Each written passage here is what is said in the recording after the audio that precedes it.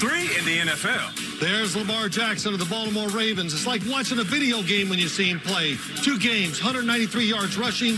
The offense over 450 yards a game. Coach, is that any good? That's not bad, Phil. There's Joe Burrow. Last year at Heinz Field, he was sacked 4 times. Don't worry, Joe. T.J. Watt is in that. Ooh. And there's Ryan Tannehill. He has it all. The arm, the legs, and a thoroughbred in the backfield, which is fitting because they're facing the Colts. There are quarterbacks, and then there are Patrick Mahomes. He's on an MVP pace already, over 340 yards per game with 3 touchdowns. He goes against the Chargers today.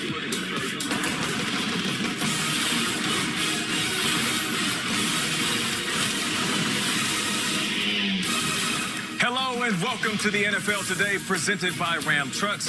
I'm Nate Burleson. Now, out of an abundance of caution, our friend JB will not be with us physically this afternoon, but he will certainly be with us in spirit all throughout the day, and we look forward to having him back next Sunday. As we get you ready for a busy week 3 of NFL action, let's get right to the headlines.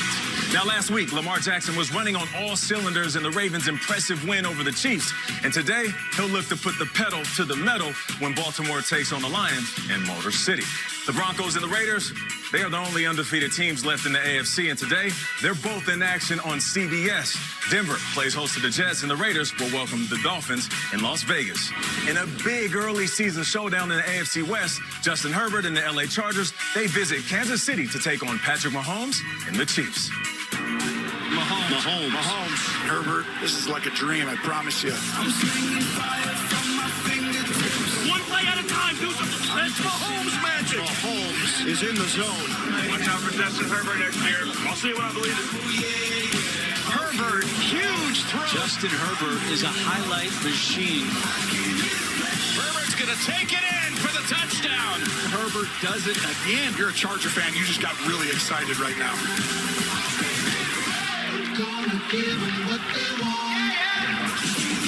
He makes plays all over the field. His arm talent is crazy. Everybody's ready to go. I think it's a great opportunity. The next generation of quarterbacks. Back in Studio 43, I'm here with my guys, 2-time Super Bowl champ, Bill Sims. I can feel it in the air. And Hall of Fame coach, the man with the golden voice and the golden jacket, Bill Cowher. And former NFL MVP, Boomer Esiason. You are making this look way too easy. Boom. And that's what I like to hear. All right, let's get it going. And joining us live from Kansas City is Tony Romo. Tony, looks like there will be a classic quarterback matchup in the AFC West for years to come. And we know what to expect from Patrick Mahomes. But have we seen enough from Justin Herbert? Well, I think you're going to see plenty over the course of his career. I think today is really a big stepping stone for Herbert. If he can take on Mahomes and win in Kansas City, wow, this kid would show the whole world that he's for real and he's come on. And these are the kind of games. Remember Kansas City against New England in 2018 when Patrick Mahomes went and lost 43-40? Well, that was like, whoa, this kid is unbelievable. I think Herbert has that opportunity today. Now, he's got to go do it against a tough, pass defense, but this is a special moment right now for both these guys. I think you're going to see them play together for a long time. All right, let's open this thing up a little bit. Do you feel the AFC West is wide open this year, or is it basically the Chiefs, and they're the team to beat? Well, it's always the Chiefs until today. If they lose today, all of a sudden this thing gets blown up completely. But the division's deeper than it's been. And you see a lot of good coaches in this division, and you see a lot of good talent in this division. So I think today goes a long way to showing you how this whole thing's going to play out. Either the Chiefs are going to have to get on one of those runs. We know they're going to be in it till the end. But it makes it a lot more difficult if they lose this game today. Thank you, Tony. We appreciate you. We look forward to hearing from you, Jim, and Tracy on the call today, the best crew in the business. Now, of course, we're all looking forward to the Chargers and the Chiefs. Justin Herbert versus Patrick Mahomes. I mean, this is as good as it gets. Should this be an old-school shootout, Phil? Well, it could be, Nate. I think we all know Patrick Mahomes. It's there. We know how great he is. Listen, I've seen enough of Justin Herbert, too, to know that he's got it all. He's got the size, man. He's athletic. He can get outside the pocket. He can run. He can throw it down the field on the run. And the thing I love about him so much, he can stand in there when the pocket collapses and it's around him. Quarterbacks, when they get nervous, they call that cabin fever. He does not get cabin fever, that is for sure. Can they win a big game like today? That's the big question. The right tackle, Storm Norton, For the Chargers, that worries me because he's going against Kansas City's best defensive player, Chris Jones. You know, notice how Tony talked about the Kansas City passing defense as being good, because one thing right now, their run defense is not. When you look at these numbers the first 2 weeks, last in the National Football League in yards gained, giving up 7 rushing touchdowns. This is a little bit of a concern. I say it's a concern from this standpoint. Yes, the numbers are alarming, but they've gone against 2 of the best running teams in the National Football League in the first 2 games, the Cleveland Browns and the Baltimore Ravens. No Tarvarius Ward in the secondary. Chris Jones has been playing outside. I could see him possibly moving inside from a standpoint of kind of strengthening up that run defense, but that is a concern. I'm not alarmed at this point, but there's something to keep an eye on. You know, I know it's always about the quarterbacks, at least up here, it's always about the quarterbacks, but I will say for the Chargers to win this game, and everybody knows this, when you go into Kansas City, you got to run the ball. Yeah. And when you see those numbers that defense has been giving up, regardless of who they played the first 2 weeks, you got to give it to Austin Eckler. And the reason you got to do that, and there's a reason why Melvin Gordon was allowed to leave and go to Denver. It's because of this young man. This guy he's a ball of energy. He's a guy that can control the ball. He doesn't turn the ball over. And the best way to play defense against the great Patrick Mahomes is to keep him on the sideline. We all know that. Yeah, You're right. Boomer, I just got to say, we all know it's always about you. So let's clear that up. You know, that's taunting right there. That's taunting. And listen, and that's a tease. We're going to get to taunting a little later in the show. But what we like to do here on NFL Today, we want you to focus in on a matchup. I have a matchup for you, Travis Kelce versus Derwin James. And before you say, well, that's an easy one for me to pick, it's going to be Travis Kelce. Well, Travis Kelce is looking to get his first 100-yard game this season. But what I do want to bring up is in the 3 games that Derwin James was healthy versus the Chiefs, he held Patrick Mahomes and Travis Kelce, that combination, to less than 100 yards in 3 games, 0 touchdowns. I like it. So Derwin James, he is a guy that you want to keep your eye on up against Travis Kelce. Now to the latest on the injury front from around the league. Let's welcome in our NFL Today insider, Jason Lockenford. Jason, what's going on? What's the latest on all these injured quarterbacks? Well, Ben Roethlisberger's playing today, Nate, but his pectoral discomfort's a concern. He's already been hit 15 times through 2 games. Scouts I spoke to this week believe the future Hall of Famer is at the end.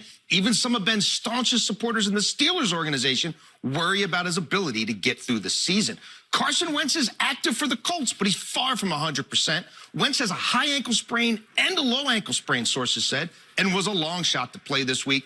Getting through this game without further aggravation could be tricky. Tua Tagovailoa will miss at least 3 games with his fractured ribs, further clouding his future.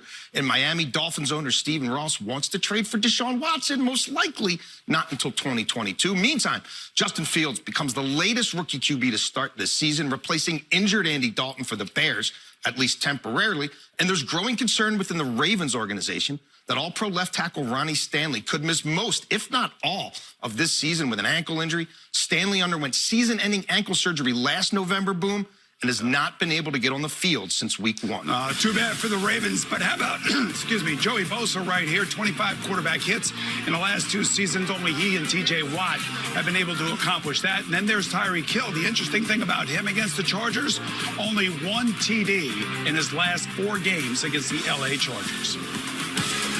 Coming up on the NFL Today, Lamar Jackson is flying high after knocking off the Chiefs for the first time ever. And now he and the Ravens will look to soar to even greater heights as the season rolls on. The NFL's new taunting penalty has been a hot topic this season, so James Steratore will stop by and help break down the ins and outs of the controversial rule. Teddy Bridgewater has been on a journey playing on 5 teams in 5 seasons. Phil sat down with the Broncos quarterback to find out why this time it feels different. All that and more when the NFL Today returns.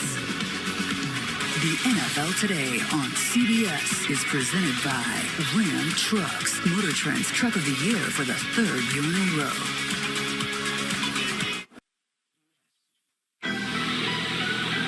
Once upon a Sunday night, this MVP caused quite the sight. Under pressure, fires it, intercepted, pick 6. While he thrilled, nothing short of dazzling. Runs right and somersaults into the end zone. Jump throw down the middle, touchdown Ravens. Suddenly, there came a happening. It is 4th down and 1. A crucial decision was the chore. Jackson sets. A 4th down conversion. Takes the snap. And nothing more. He's got a first down.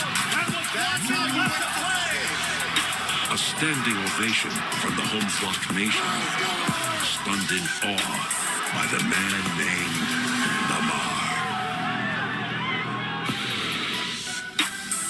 The man named Lamar has been absolutely Lamar-valous. How about this? Most 100-yard rushing games by a quarterback. Michael Vick, 10, and he did it in 143 games. Lamar Jackson, 9. He has done it in 48. Remember when we thought that him being a rushing quarterback wasn't a good thing? Well, this is actually his superpower. So listen, let's get to this game. The Baltimore Ravens and the Detroit Lions. Lamar Jackson is fantastic. Here's a nugget for you. Lamar Jackson has 4 games with 200 yards passing and 100 yards rushing. That is the most in NFL history, which is mind-blowing when you think about some of the quarterbacks that have been the athletic ones in the league. So he's going to be able to use that athleticism to get the ball downfield to Marquise Hollywood Brown, who's been balling out this season. But Jared Goff, the most pass attempts through first 2 games any other quarterback in Lions history. That's including Matt Stafford, my former quarterback, 93 pass attempts. So they are leaning on his arm, and he's going to be hitting T.J. Hockenson. But I do have the Baltimore Ravens in a close one in Detroit. You know, you're getting a lot of airtime today. By the way, no-look pass. Oh, what do you know? Good catch, Phil. Yeah. All right, how about Big Ben? He's been going down like a water buffalo the last couple of weeks. You saw him get beat up pretty good by the Vegas Raiders last week. You talk about a team that is right now hurt on the offensive line with all those young players playing on the defense. They're missing 4 starters. This is a day that the Bengals are going to have to make a move in the AFC North. If there were ever a day they could beat the Steelers, today is the day. It's Steeler week for the Bengals, and today has got to be that day. I feel like you just talked to the team last night. Yes. Here's Joe Burrow. I love what Zach Taylor did this offseason. He's put him more under the center, more of a balanced attack. Now, he's been sacked 10 times in the first 2 weeks. No T.J. Watt today, but he's been leaning on Joe Mixon, who's second in the National Football League in rushing, and a defense that, quite frankly, right now, 6 in yards, a total makeover on the defensive side of the ball. This is the best Cincinnati defense, Boom, I have seen in recent years. You like their uniforms? I like their uniforms. Yeah. I like your suit, Thanks, too. man. But, you know, talking about a lot of questions, what about Carson Wentz? Is he going to play down in Tennessee? Well, I'll let you know. I'd throw it back to Boomer, but we know he couldn't catch it. But let's go into this. Carson Wentz is going to be dressed today. We don't know if he's going to play. If he does play, Carson, every play is not the last play of the game. Take care of yourself. If it's not him, I think it'll be Brett Hundley. Comes in, can run around. Mike Pittman is their leading receiver. 11 catches for 152, taking advantage of the run game for the Indianapolis Colts. And Ryan Tannehill. Last week, man, he was firing that football down the field. Julio Jones and A.J. Brown, they ran about 500 yards apiece. It was great. Mike Vrabel, he knows what to do, Bill Cowher. Yeah. Run the ball. Give it to Derrick Henry. Derrick Henry runs people over, right? Yes. Wrong. Last week, he ran around people, made them miss, and outran people to the end zone. Great day by him. And I did miss that ball from Boomer. Let's throw it over to Nate. Take it away. I appreciate it, Phil. Now, coming up later today, Teddy Bridgewater and the Broncos, they look to maintain perfection against the New York Jets. And the Miami Dolphins, they come to Vegas to search for their 2nd win of the season against Derek Carr and the undefeated Raiders. That's all coming up at 4 p.m. Eastern, right here on CBS.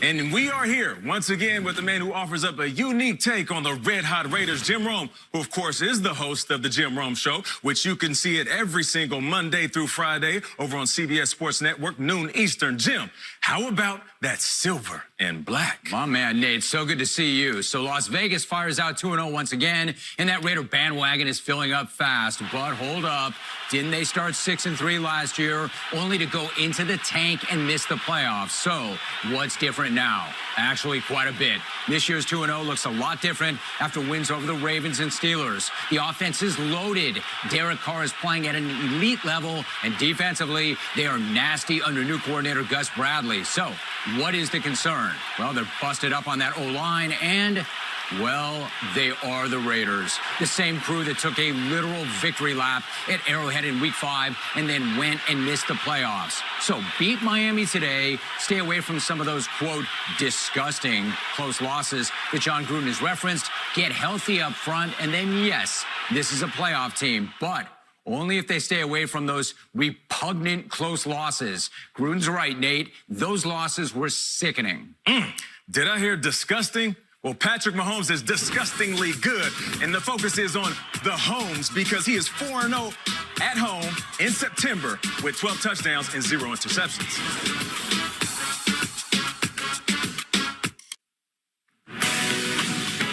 Julio Jones, 59 career 100-yard receiving games. Only Jerry Rice and Randy Moss has more. Had his first 100-yard game last week, and he's looking to keep that going. Now, if you want to see football covered like never before, you got to check out NFL Slime Time on Nickelodeon. That's right, join me to tackle the week's best slime lights in upcoming matchups. Make sure you catch it NFL Slime Time every Wednesday night at 7 Eastern on Nickelodeon. And how about Joe Burrow rocking the SpongeBob kicks? I see you, Joe Burrow. Joe Burrow, are you ready?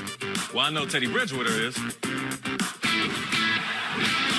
Bridgewater looks to throw, And he's got a Denver touchdown to Tim Patrick. Bridgewater in trouble, stiff arms away. Into the end zone, Denver touchdown. You got to be kidding me. Bridgewater with a masterful pass. Pressure hit as he throws back. Touchdown, Denver. Quick throw. There to the end zone. Touchdown, Broncos. Teddy, yes.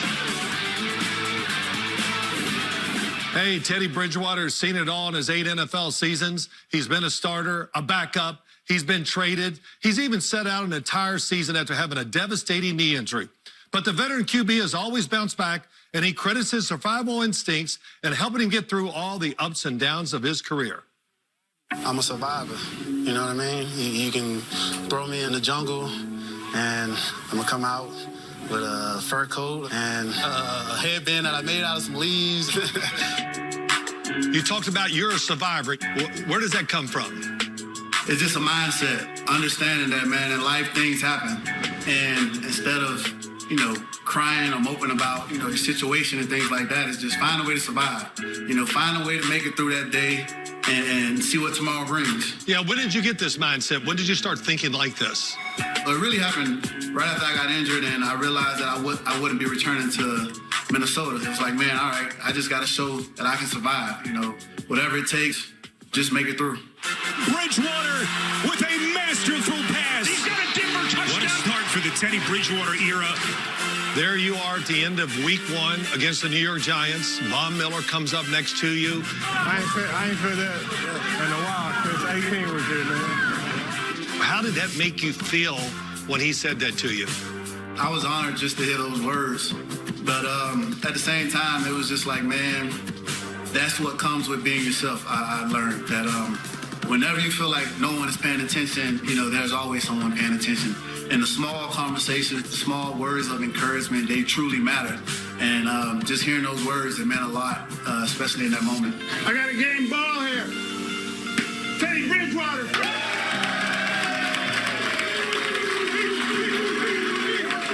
Such a quick rise. I mean, I know it's just 2 weeks. And now, you're looked upon as the leader of the team. It really makes me proud, honestly. I just always want to be remembered for the guy who, brought the best out of the people around me. And I get the opportunity to do that every day here in Denver. And I just look forward to coming to work every day. And if we just keep that mindset, man, that we control our own destiny, we work extremely hard, man, it's going to all pay off. Yes, sir. So I appreciate y'all, boys. We have one thing in common. We know this one guy, Coach Bill Parcells. How did that relationship start? Yeah, I first met Coach Parcells when I was entering the league. He was one of the guys that I was able to just sit down with. And, he was just looking at me, sizing me up and things like that. Trying to make sure that I'll be able to play in the NFL and things like that. And, ever since then, our relationship just took off. I know the relationship you had with him is a lot different than the one I had because he did a lot of yelling at me. Shut up, Sim. I didn't know if my first name began with a P or an F. Let's put it that way. I know he texted you this past week. What did he text you? He just texted me a simple message. Don't take the cheese. It's rat poison. And that message, it really, struck because, here we are. We've had some success early in this season, and it's easy to just believe everything that everyone's telling you, read about all the clippings, and take the cheese. And, to have that reminder constantly, I appreciate those messages, and it's something that I try to trickle down to the team.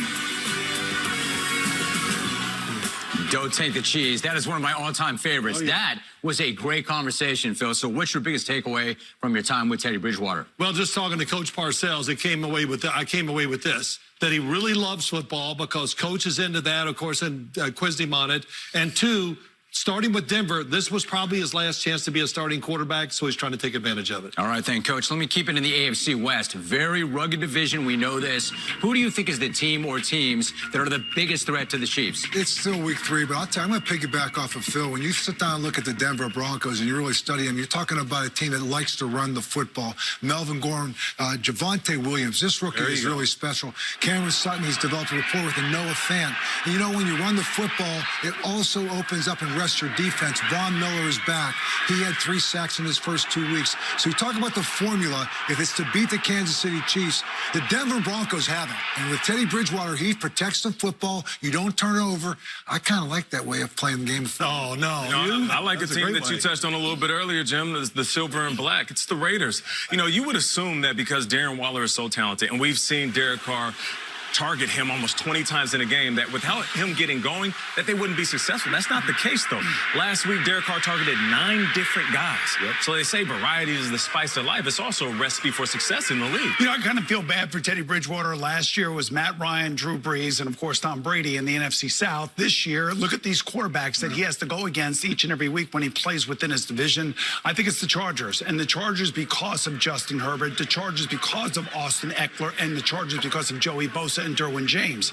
They have 4 all-pros out there that you can throw against anybody and win any week. The question is, they have the rookie head coach in Brandon Staley. And I think he's a terrific head coach. I think he'll be fine. But I think it's the Chargers that pose the biggest threat. Me, I'm going with the Raiders. Only 2 weeks, but I really believe in what I'm seeing. Nate, like you said, Derek Carr, you know what he does? He throws it to the open guy. There it is. That's what he's been doing. Derek Carr has overtaken the team. He's bigger than John Gruden. John Gruden has had to give up. He's the man. Can't talk about other quarterbacks. And I love the way he runs the offense because he's doing everything that Gruden wants. He's check, kill this, do that. And it's really working for it. Not only that, Max Crosby going against an offensive lineman today where he has a chance. That's Darius Philon. I said it 2 weeks ago. I'm going to say it again. They got some guys up front, and that defense has been very consistent for the first 2 weeks. They are nasty, and Carr has never looked better. Now, it is time to talk panic mode, folks. And unless you're a fan, it might be a little early in the season to hit that panic button. But as you can see right here, since 1990, your playoff chances are pretty bleak if you open up 0-3, which means the 7 teams that currently sit at 0-2 could shift to full panic mode with a week 3 loss. Kind of makes this a must-win for the Colts in Tennessee, does it not, Boomer? Yeah, it does. You know, back in college, my college roommate Frank Reich used to say, just relax, Boom, I got this, don't worry about it. And he would always have it. He'd always figure out a way. But, you know, I take a look at their schedule. I look at their quarterback situation right now.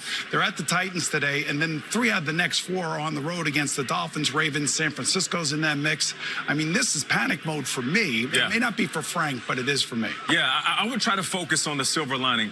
We hear that Carson Wentz is going today, but he does have a wide receiver that's been balling out for him. Zach Pascal has 3 touchdowns this season. Only Gronk has more. That's because he's Tom Brady's best friend. But if you want to focus on something, Carson Wentz, try not to do too much and give it to a guy that's balling out for you in Zach. You know, the only other team on there that you would say, okay, can they turn around? That'd be the Minnesota Vikings. And I would say, yes, they can. When you think about the fact they've played 2 games on the road, lost by a total of 4 points in both those games, maybe a field goal here or there, and they're 2-0. And when you look at the way Kirk Cousins is playing right now and that group of receivers he has, I would not be in any kind of panic mode at all in Minnesota. And they play Seattle today. That's going to be a tough game because Seattle's coming off a tough loss. But I believe in Kirk Cousins. I believe in this football team. Hey, I believe that about Kirk Cousins. He's ripping it up, and he's throwing as good as anybody in the NFL. But, Bill, I'm sorry. That defense, Jamar Chase, late in the game, they give up the long touchdown to lose in overtime.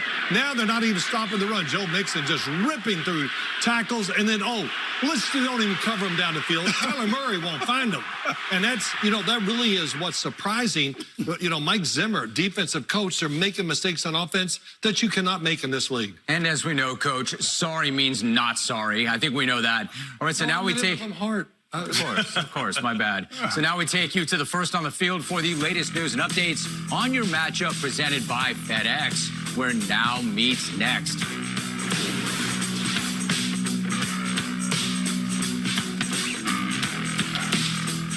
Coming up at 4 p.m. Eastern here on CBS, Teddy Bridgewater and the Denver Broncos look to stay undefeated when the New York Jets come to town searching for their first win. And Jacoby Brissett is under center for the Dolphins as they visit Las Vegas for a battle with Derek Carr and the red-hot Raiders. Oh, here we go. The Jets. Sorry, caught me off guard. I should have known this. What did we learn from the Jets? Zach Wilson, here's a couple things you got to do. Try not to lose the game. That's the first thing the quarterback's got to do. Second, learn to love 5-yard passes and not look for big plays all the way down the field, which he's done this year. And remember, patience is a virtue. So be patient running the offense. You know, you talk about the Denver first 2 games. They beat 2 teams that have not won a game. Play a third team that's not won a game yet. But there's one part of their team to me that's improved greatly. That's the offensive line play. And I give a lot of credit to Mike Munchak. He went out there a year ago, and that team that was one of the weakest part of it right now, to me, that's been the strength of their team, their offensive line. Yeah, I'm looking at the Miami Dolphins. We get it. Jacoby Brissett is the quarterback. He's fell into that space where he's either a backup or a bridge QB. Yep. So what does that mean? That defense is going to have to step up. And they've been doing their thing ever since Brian Flores has been there. I think it's 24 straight games with the turnover. So if you're talking to your defense, you're saying, we need you to create some turnovers today. You know what? I'm a little confused. You like the Raiders. You like the Raiders. You don't like the Raiders. I like the Raiders. You like the Raiders. I like the Raiders. We all like the Raiders. The Raiders better win today because they're going against that backup quarterback, and Max Crosby needs to have a huge game. And I love the way that Derek Carr is playing. You're spot on. I got to give you credit. I don't like to do that. And you know, I like you too, though. So don't, you do like me? Yeah, I do like you all sometimes. right, okay. Love-hate relationship between you. Yes, there you go. That's for sure. You know, we talk about love-hate relationship. I know I love this guy. I've been here. There you go. I've been here for 15 years at CBS. That's how long he's been in Pittsburgh. Never had a losing record. But today he'll be out his pass rusher, T.J. Watt, going against Cincinnati.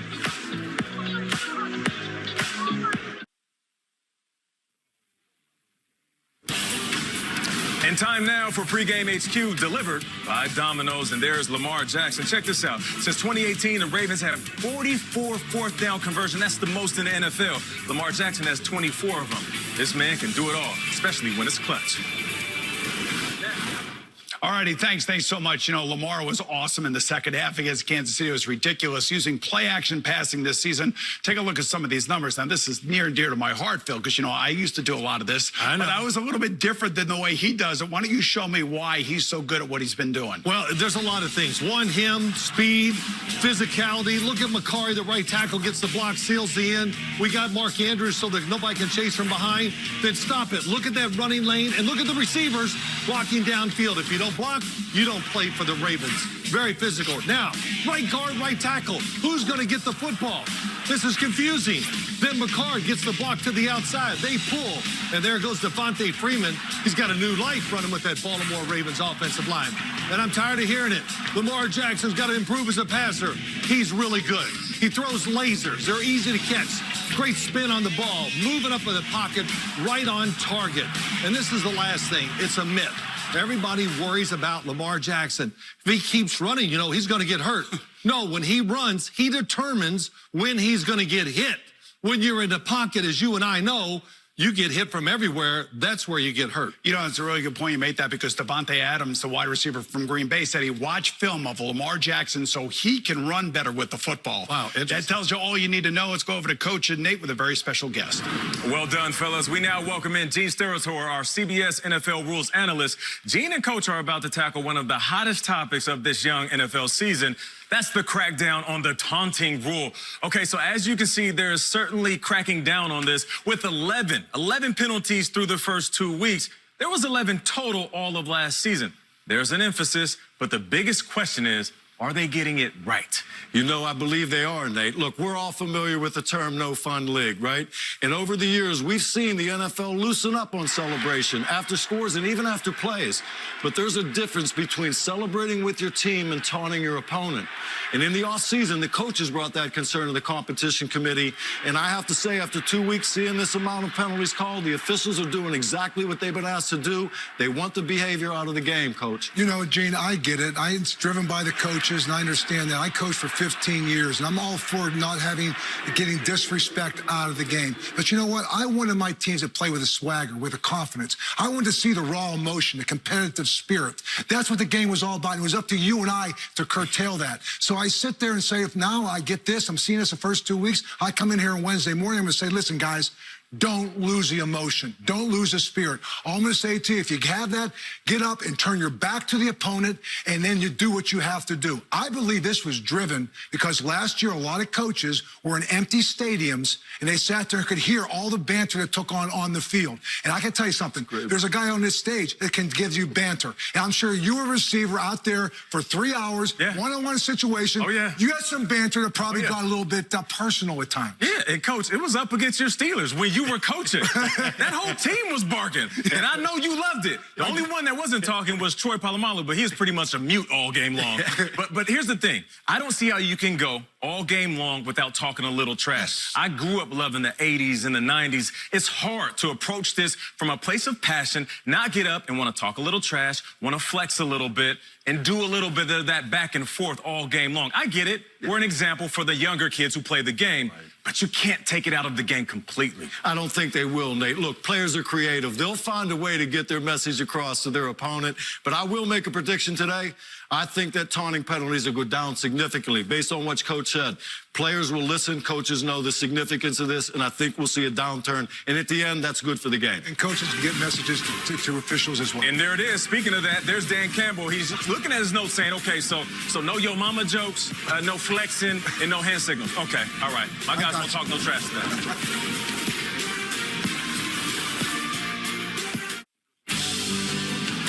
The NFL Today is sponsored by FanDuel. Make every moment more.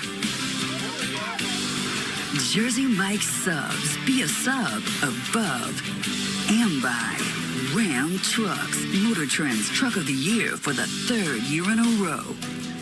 Hey guys, earlier this week on Colts Community Tuesday, more than 150 volunteers from the Indianapolis Colts and other local partners teamed up to build a brand new playground and outdoor classroom at Sankofa School of Success in Indy. And what a success it was. And there is Tyson Williams, a second-year player, undrafted, by the way, averaging 6.5 yards per carry. Second most carries on the team. Of course, Lamar Jackson has more. And there's Joe Mixon. I talked to him before the season. He said, I'm the best running back in football, and I'll prove it. Right now, he's 3rd in the NFL in rushing this season. Tennessee down 15 points at halftime. Give it to that man, Derrick Henry. Last week in the second half, 147 yards and 3 touchdowns alone in one half. He is the man. Chargers hope to run the football today against the Chiefs with Austin Eckler. He's run for 111 yards so far this year, 61 yards receiving. Now let's throw it to the legend, Jim Rome. Thanks so much, Phil. Now, the reason everybody has been talking about the Bucs v. Rams as a potential NFC Championship preview is because it is. And it would be so easy to sit here and choose the defending world champs because they are the defending world champs. Instead, I will choose hard. Matthew Stafford. Stafford's got a bad rap, and it's because he's played for a bad team. Lots of them, in fact. So it was either stay and get your brains beaten in, retire in your prime like Barry Sanders and Megatron, or go to SoCal and play in games that actually matter. And he finally has players, coaches, and an organization that actually matter. Rams 34, Bucs 30. Now, suddenly, all eyes are on the Dallas Cowboys, and this time, it's for all the right reasons. They gave the defending champs all they could handle. Then they beat the Chargers in their house, and they play in prime time tomorrow against the Eagles. And best of all has been the stunning return of Dak Prescott. Do you even remember that injury? It wasn't just season-ending, it was career-threatening. No, he was not as dynamic Sunday as he was in the opener, but he didn't need to be. And against the Bucs, he looked better than ever. He has already wrapped up the Comeback Player of the Year award and answered every question there was coming into the season. Well, except for one. What took Jerry Jones so long to get that deal done? Dak proved he is worth every last penny. And now, this guy will finally get the respect that he deserves both inside and outside the facility because of it.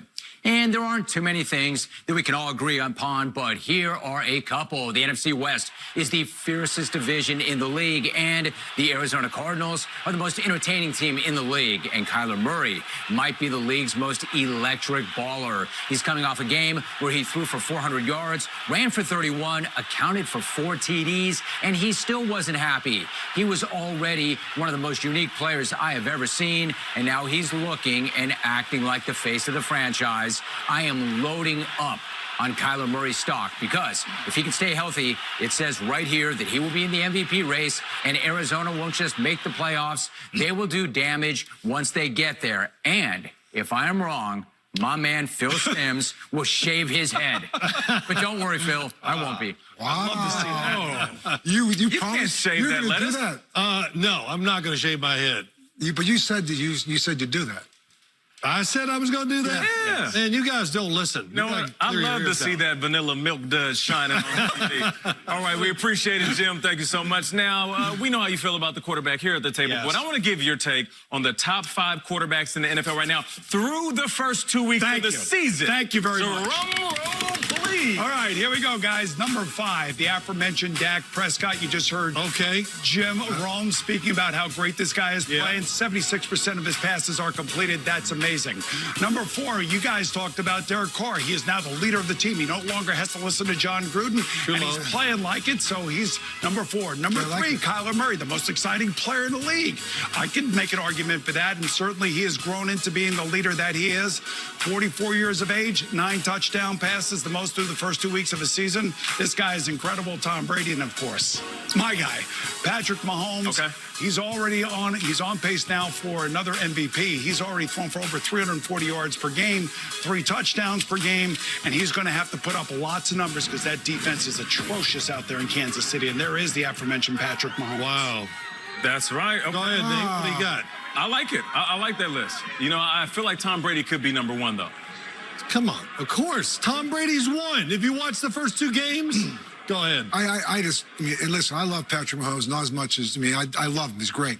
I did not have him in the top 5. You did not put Lamar Jackson, and that what he did on Monday night, what he's done in these first 2 games, you did not put him as a top 5 guy after 2 weeks. You would not like Lamar Jackson? I didn't say I didn't like him. I know. I just said I had 5 guys that I rated above him. Well, after the first 2 weeks. I mean, his team is 1-1, by the way. Oh, it's not about the team record. We're talking about how the quarterback plays. Kansas City's 1-1. Why are you guys? They went head-to-head. They went head-to-head your list. on that one game. Help me. Why are you yelling at him, Phil? Because I'm just trying to be honest. Listen, he tells us every time he comes in here, I'm the best-looking man there is. Let me tell you what, that was an ugly list. That's all I can say. Well, listen, look, that's an ugly can have list. Tom Brady as number 1. Derek Carr can't play any better than any, so he should have been there too. Yeah, I hear you on that. And listen, when you pick Patrick Mahomes, nobody's going to argue with him. Right. He's having a great season. Now, speaking of Patrick Mahomes, his receiver, Tyreek Hill, had a message to CBS. Wow. I thought they said Fast and the Furious stop making movies. And today going to be Fast 10. They just made Fast 9. Today going to be Fast 10. Huh? I'm going to go crazy. Legion of Zoom. I'm going to go crazy with it. Furious. Yeah. Fast and the Furious, Fast 10, and that's exactly what he... Well, he needs to step up today because he's only had 1 touchdown in the last 4 games against the Chargers. So the Chargers do something well to keep him out of the game. And I think with Derwin James, as you pointed out earlier in the show today, healthy on that defense, that puts a little bit of pressure on Travis Kelce to come up with a big game here as well. And the other guy, you talk about hybrid safeties like Derwin James. Tyrann Mathieu the same guy. These 2 safeties really are kind of hybrid guys. And I think Tyrann Mathieu has to step on that defensive side of the ball. We talked about their troubles against the run, but you know what? Justin Herbert's going to like to throw the ball. So I think Tyrann Mathieu has to be a factor in this game. All right, let's get to some upset specials. Phil, you're up first. Okay, I'm 1-0. One last week. I'm taking Minnesota over Seattle today. I'm going to take the Green Bay Packers over the San Francisco 49ers. Ooh. All right. Taking the Bengals over the Steelers. Well, surprise, surprise. Okay, surprise. I'm going with the New Orleans Saints over the New England Patriots. I'm not giving up on New Orleans. Not yet. You feel me on that, Phil? Yeah, I hear you, man. You like to step out there. You know, most of the time you're wrong, but that's okay. All right. Hey, well, listen, I feel like we're going to have some good games today, but obviously our eyes are on Patrick Mahomes, that's for sure. For those who are getting the 4 o'clock game today, we'll be back with more after a quick timeout. And for those for the 1 p.m. games, with the kickoff in just a few minutes away, we'll get you out to your game next.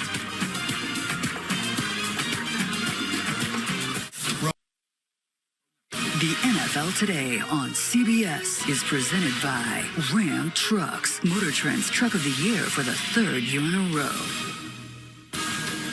Coming up later today, Zach Wilson looks to bounce back in Mile High as the Jets take on Teddy Bridgewater in the undefeated Denver Broncos. And the Miami Dolphins are looking to bounce back in a showdown with Derek Carr and the red-hot Las Vegas Raiders. That's all coming up at 4 p.m. Eastern right here on CBS. Time now for Game Day Delivery presented by Amazon.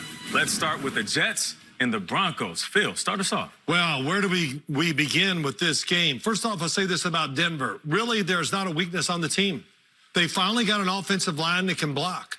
They're good at they got pass rushers. The secondary is awesome. You know, when you look back there, Justin Simmons, Callahan, Fuller, love it all. And Teddy Bridgewater is running an offense that it really keeps you off balance. They're moving him all over the place. They got short passes, long passes.